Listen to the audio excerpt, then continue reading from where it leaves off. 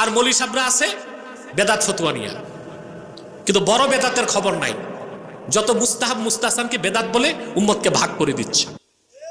বড় বেদাত কোনটা জানেন? একটা উদাহরণ দিচ্ছে আপনাদেরকে। নেতা নির্বাচনের ইসলামের পদ্ধতি হচ্ছে খেলাফত।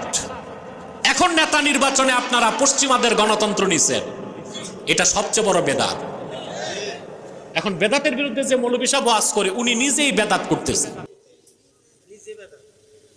মানে তার পুরা রাজনৈতিক কর্মকাণ্ড কি শিরক কুফর বিদআত, কিন্তু সে কিনা বেদাত খুঁজতেছে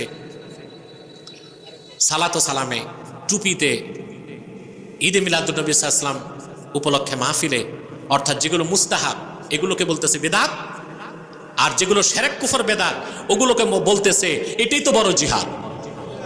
বলে এখন কি আর বুলেটের জিহাদ হবে নাকি, এখন হবে ব্যালটের জিহাদ, মানে একেবারে 100% হারামটাকে হালাল বানাবার কৌশল।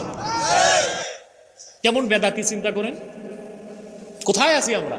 না সুন্নত চিনি না বেদাত চিনি।